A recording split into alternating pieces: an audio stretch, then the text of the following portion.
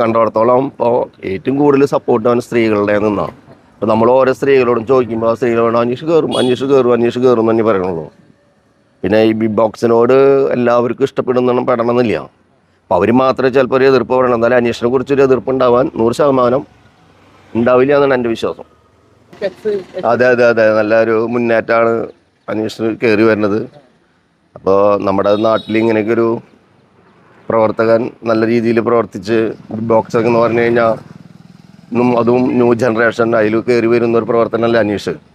അപ്പോൾ അനീഷിന് നാട്ടുകാരെന്നുള്ള ലെവലിൽ സാമൂഹ്യ രംഗത്ത് രാഷ്ട്രീയക്കാരും പൊതുപ്രവർത്തകരും എല്ലാവരും അനീഷിനെ ഫേസ്ബുക്ക് മാധ്യമങ്ങളിലും SB പോസ്റ്റിലും നിറയെ എപ്പോൾ തുറന്നാലും അനീഷിനെ SBയിലാണ് കാണാൻ കഴിയണത്.